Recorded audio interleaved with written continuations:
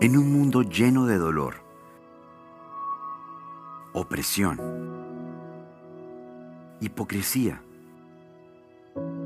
preocupaciones, religiosidad, indiferencia, avaricia, tenemos una invitación, no solo a creer, se trata de una invitación a seguir, a imitar. Esta es la manera de experimentar la verdadera plenitud de la vida. Es momento de pensar, ¿qué haría Jesús?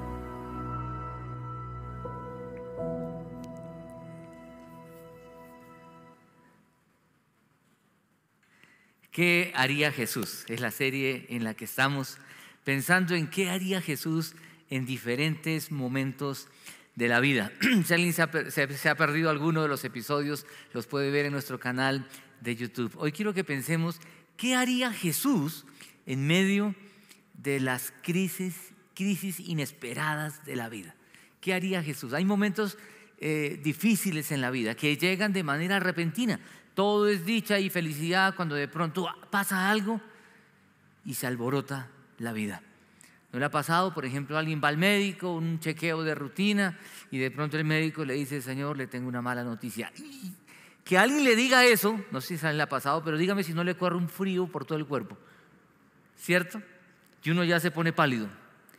Y más si tiene que ver con los hijos, por ejemplo, lleva al hijo a control y uno afanado: doctor, ¿qué tiene mi hijo? No le tengo buenas noticias. Ay, bendito, ¿sí?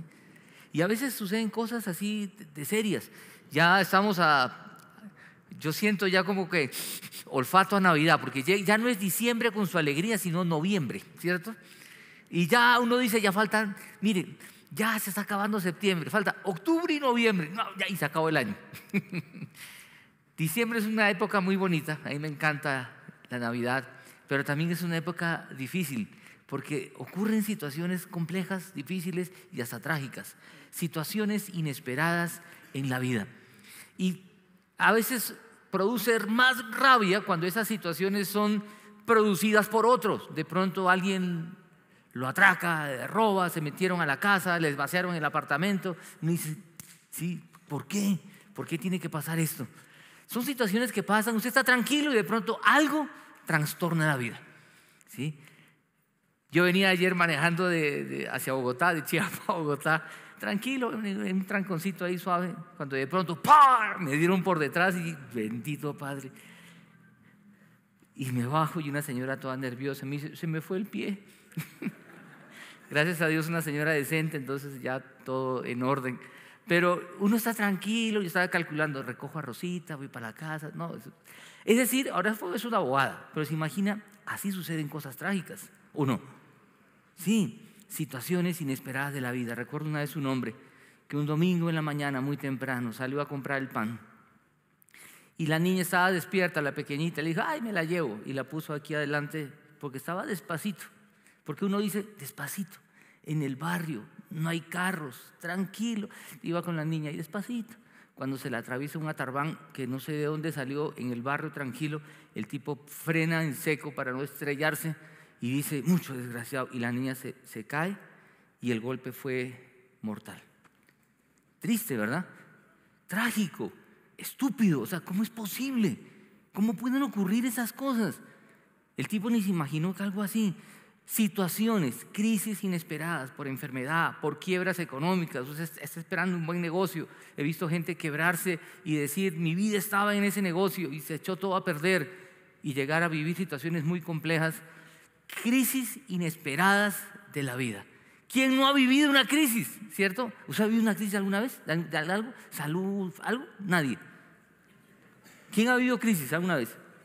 Todos, ¿cierto? El que no lo ha vivido le va a llegar. Ahora, no me diga, uy, me está echando la sal. No, para nada.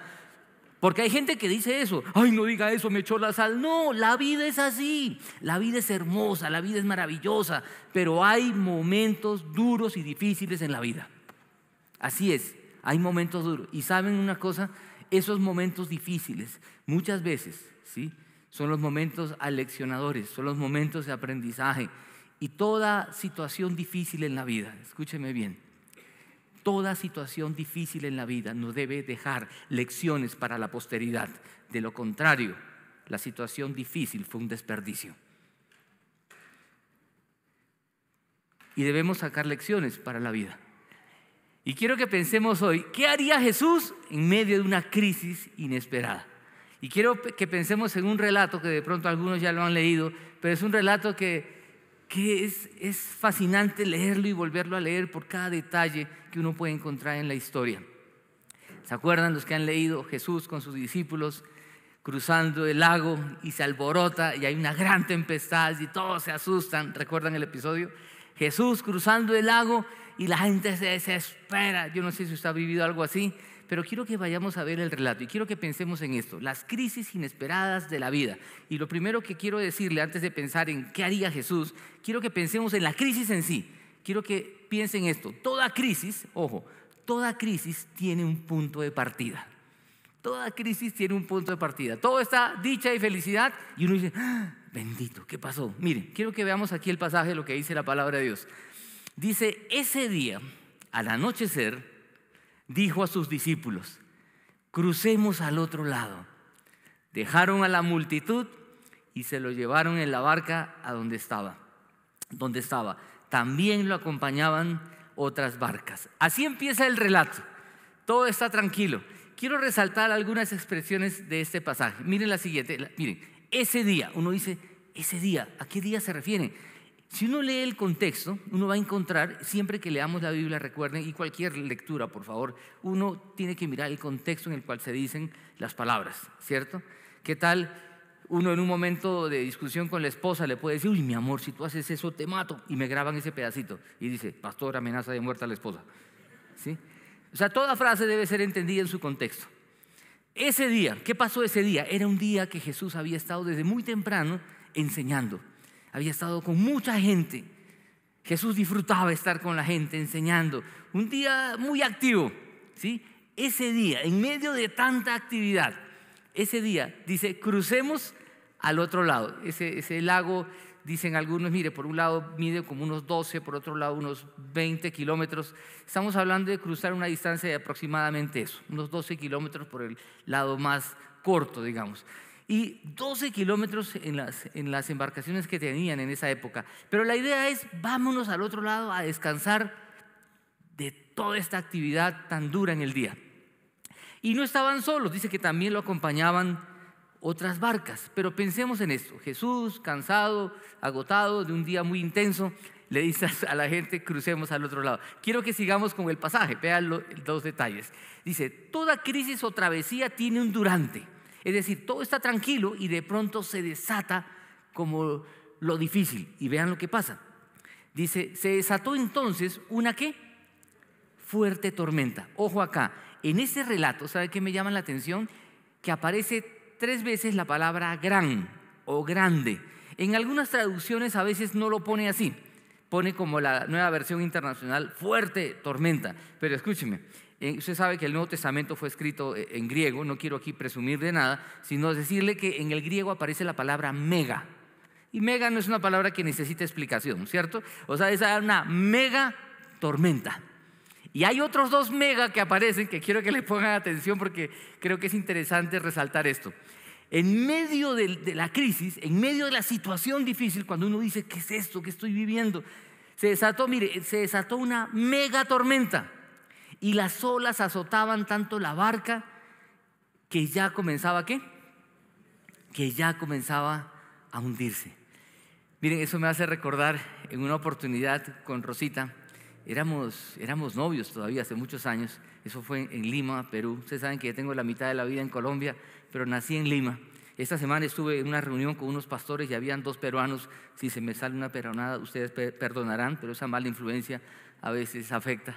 Pero miren, estábamos con Rosita y unos amigos, éramos como 10 y nos fuimos a un lugar al sur de Lima, los que conocen, un lugar llamado las Islas Ballestas, y uno va a esa isla en lancha y en esa época, más de 20 años atrás, ya va a ser casi 30 años atrás, qué viejera, ¿no? 30 años, yo tenía como 5, yo creo. Dijimos con los amigos, vamos para las Islas Ballestas. Uno debe, o en esa época, ahora ya van un poco más tarde porque van en mejores embarcaciones. En esa época eran unas embarcaciones así todas donde lo máximo de seguridad era un chaleco que le daban a uno, ¿cierto? Y las embarcaciones salían 6, 7 de la mañana y nosotros como a las 11 de la mañana aparecimos por ahí, queremos ir a las islas. Y el tipo nos vio un grupo grande, le dijo, claro, y nos metió. Nos metió a la lancha cuando arrancamos, todo tranquilo. Pero cuando uno sale de la bahía y llega a mar abierto, eso era de verdad atemorizante. En mi vida había vivido algo así. Yo veía las olas, la lancha esa debajo y las olas así. Y luego la ola arriba y eso abajo. Y yo estaba tranquilo mientras el tipo que manejaba la lancha iba tranquilo. ¿Sí? Cuando el tipo lo vi pálido, dije, ay, juelas. Esto sí ya es serio, porque a uno le preocupa que el tipo que sabe se ponga nervioso. Y le dije al tipo, ¿usted sabe lo que está haciendo? ¿Estamos bien? Y el tipo no hablaba. Dije, uy, no, este man se me... ¿sí? Y veo a la gente y todos eran así. Había un papá abrazando a sus hijos, parecía como el del Titanic, ¿sí? Esperando ya que se voltee la barca. Entonces me puse a orar, digo, Señor. Entonces ya comencé a planear el naufragio. Mira, mi amor, acá hay una tabla, a lo mucho ustedes cogen esto. Y gracias a Dios, y la gente no decía nada, decía, nos devolvemos y nadie hablaba, todos estaban de verdad enmudecidos. Cuando leo este texto digo, oiga, ¿cómo habrá sido eso? Porque esta gente sabía del tema. No estamos hablando de todos los que estaban conmigo, todos éramos unos novatos, no sabíamos nada de mar ni nada de eso, solo el que manejaba la lancha, yo esperaba, ¿cierto? Pero esta gente era gente pescadora, gente de experiencia. Se desató una fuerte tormenta. Miren, para hacerla corta la historia, la que vivimos es que por fin decidimos regresar, pero el regreso fue terrible. Y regresando vi una lancha volteada, dije, ay, bendito. Y luego de que pasó todo, ya la gente era con la cabeza afuera, usted sabe, botando hasta lo que no podía, ¿cierto? Pero qué terrible vivir una situación de esas, ¿sí? En el mar. Y dice que era una mega tormenta. Las olas azotaban tanto la barca que ya comenzaba a hundirse. O sea, el agua entraba a la barca, ¿sí? Y el relato continúa, mire. Dice el versículo 38. Mientras tanto, Jesús estaba en la popa, ¿qué? ¿No les parece eso terrible? Jesús, ¿cómo estaría? Ahora, acá hay algo para pensar. Jesús 100% hombre, Jesús 100% Dios. Como hombre estaba fundido, cansado, agotado, pero tan agotado para dormir en tremenda tormenta. Qué sueño el de Jesús, ¿cierto? ¿Usted conoce gente que duerme de manera profunda? La gente que duerme bien vive más. Yo he concluido eso. Mi suegro murió a los 103 años, pero él durmió como 80 años, yo creo. Y Rosita duerme profunda, ella puede dormir de aquí a la casa y de acá. Yo digo, eso es una bendición, porque yo soy malo para dormir, ¿sí? Me demoro, me doy vueltas. Hay algunos así como yo acá, ¿sí? ¿Quiénes son de los míos, de mi club? ¿Sí? Qué tristeza, vamos a vivir menos, tranquilos. Uno le da vueltas a que por fin coge el sueño, ¿sí? Yo digo, Jesús era de esos que dormían profundo, porque mire, la barca se está hundiendo y Jesús en su humanidad, en su agotamiento, durmiendo sobre un cabezal. Algunos dicen, no, se estaba haciendo el dormido para poner a prueba a los discípulos. Acá dice durmiendo y yo le creo a Marcos, ¿sí? Dice durmiendo sobre un cabezal. Así que los discípulos lo despertaron, ¿sí? Maestro, gritaron, ¿no te importa que nos ahoguemos? Miren este grito. ¿No es acaso el grito que a veces nosotros tenemos cuando estamos en un momento difícil? Señor, ¿por qué permites esto? Y soltamos expresiones como, si yo soy fiel, ¿por qué me pasa esto? Yo voy a la confra todos los domingos, apoyo misiones, voy a la oración. ¿No han escuchado expresiones como esas? Que eso responde un poquito a una idea que está muy metida en el corazón de los méritos, diríamos la meritocracia. Es decir, si hago méritos, yo debo recibir algún premio, ¿sí? Ellos están reclamándole a Jesús, ¿no te importa que nos ahoguemos? Y quiero que pensemos en esto porque creo que en medio de las crisis, toda crisis o travesía en la vida tiene un principio, tiene un durante, y creo que el durante es lo más tenaz. Durante el durante renegamos de todos, hasta de Dios, y decimos, Dios, así le pagas a los que te aman. Por eso tienes tan pocos amigos. ¿Cierto? Renegamos de todo, nos quejamos, ¿sí? Uno lee esta expresión, no te importa que nos ahoguemos. Si nosotros fuéramos Jesús, ¿qué responderíamos? ¿Qué tal? Yo me despierto como Jesús, yo digo, no, ¿qué tal tan atrevidos? ¿A usted no le duele que alguien en la cual hay una relación de amor le diga algo así? ¿No te importa que nos ahoguemos? ¿Alguna vez su hijo no le ha dicho, a ti no te importa mi vida? No dice, mugroso, la mamá, yo te parí, ¿me vas a decir que no me importas? ¿Sí? Acá le están diciendo a Jesús un reclamo que uno dice, pero qué descaro la de estos tipos. Miren, en esos momentos de gran tormenta, acá quiero que vean el siguiente, por favor, quiero que vean el otro mega. Hay una mega calma, una mega tormenta, ahora una mega calma. Él se levantó, reprendió al viento y ordenó al mar, silencio, cálmate. El viento se calmó y todo se quedó completamente tranquilo. Ese completamente tranquilo, en algunas traducciones de la Biblia en español, y yo le animo siempre a que compare, dice una gran calma. Y creo que es una traducción más fiel porque realmente dice en el original mega calma. Pero fíjense esos tres megas, mega tormenta, ahora una mega calma. ¿Por qué Jesús permitió esto? Porque Él como hombre estaba cansado, pero como Dios, Él no sabía lo que iba a pasar. Sí, claro. Entonces ahí viene otro reclamo. Señor, si tú eres Dios, ¿por qué permites esto? ¿Se han puesto a pensar en eso?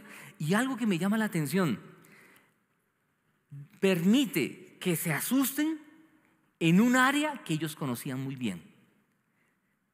¿No les parece que eso es más humillante para el ser humano? En aquello en lo cual nos consideramos unos tigres, unos duros, en eso ellos duros manejando el tema del mar, de la pesca, y ahora ellos asustados. Jesús era hijo de un carpintero, estos eran pescadores, y los pescadores diciéndole al hijo de un carpintero, despierta y haz algo. Miren, todo quedó completamente tranquilo. Me hace pensar en algo en este relato. Otra vez el contexto es importante. ¿Saben qué? Cuando mira el contexto y va a encontrar, por ejemplo, a Jesús, no solamente calmando una tormenta. Luego de esto viene el tema de los endemoniados gadarenos. Es decir, Jesús ejerciendo poder sobre los demonios, sobre los espíritus. Jesús ejerciendo poder sobre la naturaleza.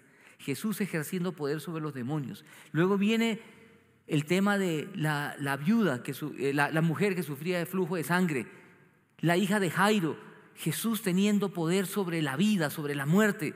Lo que trata de mostrar este pasaje es más, escúcheme bien, que en medio de la tormenta Él está conmigo. Jesús es Dios y Él tiene el poder. Lo que está mostrando Marcos es que Él es Dios en medio de las dificultades de la vida, en medio de ese durante la tormenta debemos recordar, Jesús es Dios. Jesús es Dios y Él está conmigo. Pero nosotros nos asustamos tanto que le tenemos miedo hasta la muerte. Y yo le pregunto, ¿la muerte es lo peor que le puede pasar al ser humano? ¿Qué dice Pablo cuando habla de la muerte? Para mí, el morir es... ¿Sí se han puesto a pensar? El morir es ganancia, mi vivir es Cristo. Lo que quiero que pensemos es, por eso Jesús dice, mire, no le tengan miedo a aquel que nos puede quitar la vida. Tengámosle miedo a aquel, ojo, mire, que nos pueda quitar, porque nosotros amamos tanto esta vida y nos aferramos tanto. Mire, lo peor que le puede pasar al ser humano es la muerte eterna, vivir separado eternamente de Dios. A eso le debe tener miedo. Tengan miedo más bien a aquel que puede destruir el cuerpo y el alma en el infierno, dice Jesús. Pero nuestra humanidad nos lleva a asustarnos muchas veces y tenemos tanto miedo a estas cosas. Ahora, no estoy diciendo también que anhelemos la muerte. No, ya me quiero morir. No estamos hablando de eso. Estamos hablando de que disfrutamos la vida y cuando el Señor nos quiera llamar, pues que nos llame. Él es el dueño de la vida. Él es el dueño de todo. Pero miren el texto continúa. Dice, otro mega tormenta, mega calma y ahora viene un mega, ¿qué? Temor. ¿Por qué tienen tanto miedo? Esta pregunta yo digo, miren, yo hubiera estado ahí en la barca y le hubiera dicho, ay Señor, ¿y cómo crees que voy a tener miedo? Si esto está terrible. Y los que hablan de la geografía de aquel lugar, por todos los detalles, dicen realmente allá había, cuando se daba estas cosas, era muy fuerte. Además era de noche. Normalmente de noche uno no hace esos cruces del mar porque es cuando más se agita. ¿Por qué tienen tanto miedo?, dijo a sus discípulos. ¿Todavía no tienen fe? Uno lee esto y dice, se siente regañado, ¿verdad? ¿Sí o no? Pero la verdad que en nuestra humanidad somos así. Tenemos temor, somos frágiles y nos asustamos. Y siempre estamos pensando en lo temor, pensando en lo del médico. Con que el médico me diga, le tengo una mala noticia, ya estoy pensando lo peor, ¿o no? Ya digo, ay, me voy a morir. Ya comienzo a pensar qué va a hacer, ya comienzo a hacer herencia, comienzo a repartir las cosas. Somos trágicos por naturaleza, ¿cierto o no? Y hay gente incluso que se resiste a la felicidad. Cuando ve que todo va bien en la vida, dice, ay, estoy asustado, porque es que todo va tan bien que tengo miedo que se dañe. Tranquilo, disfrute, ¿sí? Una mujer me decía eso, ay, soy casada y soy feliz. Y disfrute. Es que siempre en mi vida ha sido una tragedia y tengo miedo que todo se dañe. ¿Pero por qué? Es que mi esposo tiene dolor de cabeza. Pues dele una aspirina, un Dolex y ya. Pero ella está pensando, no, de pronto es un tumor, pues lo operan, se muere. Uno es trágico muchas veces, uno se ríe de pronto, pero somos trágicos por naturaleza, ¿o no? ¿Se ha puesto a pensar? Eso es nuestro pecado que nos lleva a pensar en eso. Hubo gran temor, pero miren, quiero que vean el versículo 41. Dice que ellos dijeron, ellos estaban espantados y se decían unos a otros, ¿quién es este que hasta el viento y el mar le obedecen? Y esta es la pregunta que Marcos está tratando de responder. ¿Quién es este? ¿Quién es este? ¿Quién es este Jesús del cual estamos hablando? ¿Qué haría Jesús? ¿Quién es el Jesús en el cual creemos? Miren, ¿saben por qué se espantaron ellos? Porque en el Antiguo Testamento también, y ellos lo conocían muy bien, hay muchos textos, solo les voy a mostrar uno, muchos textos que hablan del poder de Dios sobre la naturaleza y específicamente sobre el mar. Miren este, por ejemplo, Salmo 89. ¿Quién como tú, Señor, Dios de los ejércitos, rodeado de poder y de fidelidad? Tú gobiernas sobre el mar embravecido. Cuando se levantan las olas, ¿qué dice? Tú las calmas. Yo creo que los discípulos al ver eso dijeron, este loco es Dios. Y tuvieron miedo. ¿Se acuerdan de Pedro? También en una situación parecida en la pesca milagrosa, cae a sus pies y le dice, apártate de mí, que soy hombre pecador. Lo que quiero que pensemos en una mañana como hoy, que cuando estemos viviendo situaciones difíciles, situaciones duras, situaciones donde realmente nuestra fe tambalea, sean momentos en los que podamos nosotros recordar en quién creemos. Creemos en Jesús, que se levantó de los muertos y está vivo, y Él es Dios. Y tiene poder sobre la naturaleza, tiene poder sobre la enfermedad, tiene poder sobre la vida, sobre la muerte. Pensemos siempre en esto. Pero somos tan humanos que cuando pasa algo difícil, corremos como locos. Miren, un ejemplo tan sencillo. Hace poco estuvo temblando en Bogotá, ¿se acuerdan? Apenas tiembla, la gente sale como un loco, ¿sí? Y creen que allá afuera van a estar más seguros. Miren,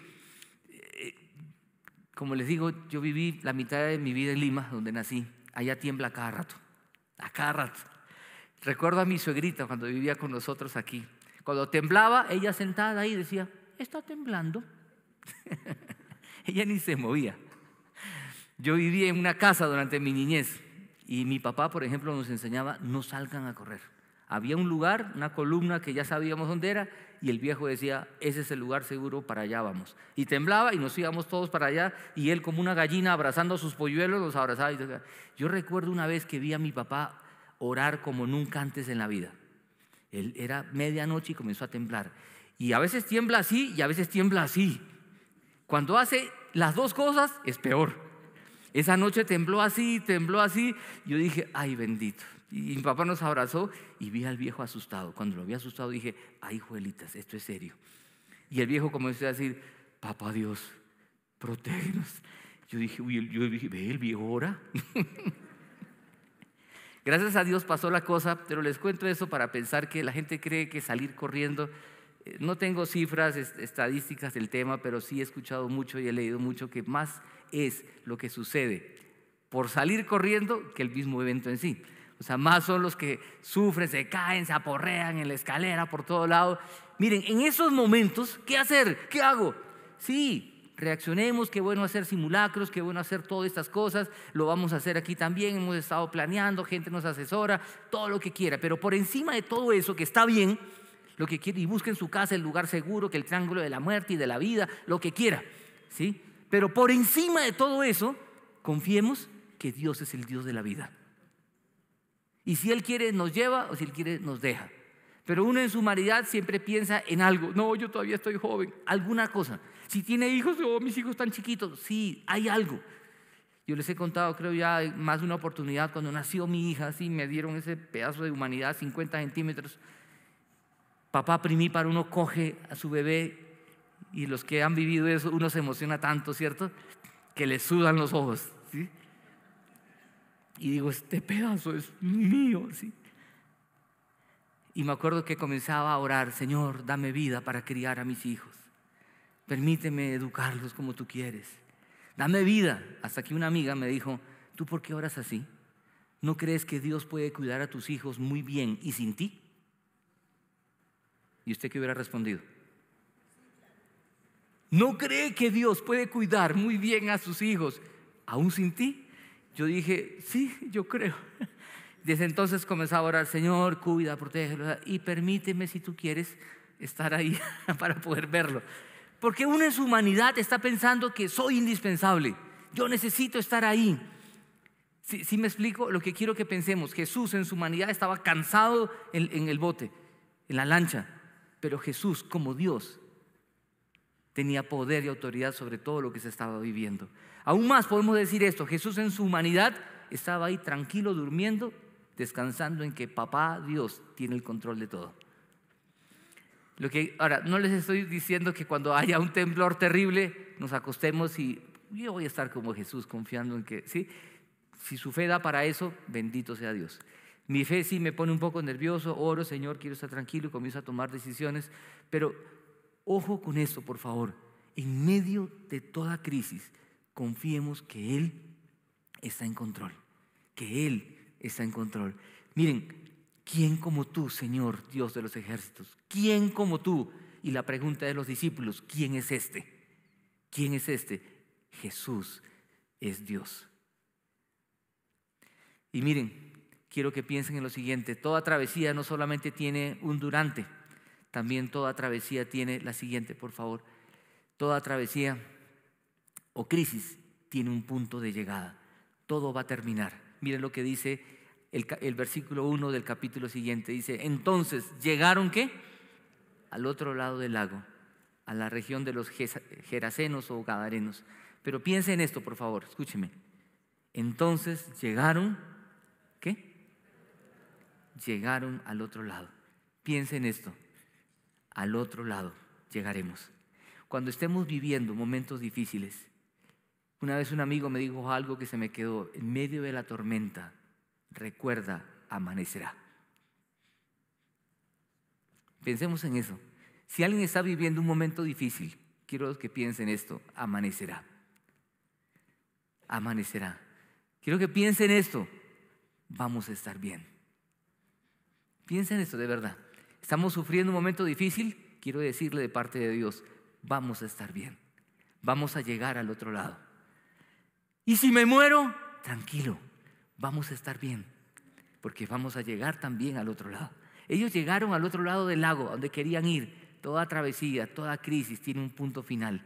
La idea es que durante la travesía no lleguemos a como llegaron los discípulos, al desespero, al cuestionamiento y hasta a ofender al Señor Jesús con esas preguntas. ¿No te importa? A Jesús sí les importaba, sus discípulos. Hay crisis familiares, hay crisis en el trabajo, hay crisis en la salud, hay muchos tipos de situaciones. Hay gente yéndose del país porque no, perdiendo la esperanza, tantas cosas duras. La vida es dura, la vida es así, pero qué bueno poder vivir esas tormentas de la vida con Jesús en nuestra barca, en nuestra vida, porque Él es Dios. Él es Dios. Mire, pensando en este tema, el autor de Hebreos dice algo muy interesante. Antes de comenzar a hablar de los héroes de la fe, en Hebreos capítulo 11, Hebreos capítulo 10 termina de la siguiente manera. Dice, pero nosotros no somos de los que se vuelven atrás y acaban ¿por qué? Por perderse, sino de los que tienen fe y ¿qué? Y preservan su vida.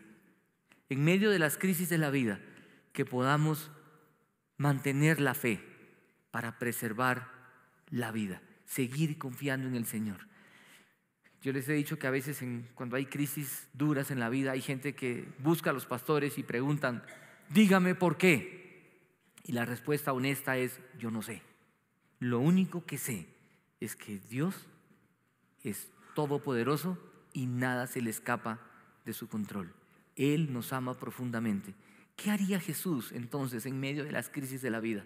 Jesús lo que haría es seguir confiando en papá, como lo demostró a lo largo de su vida.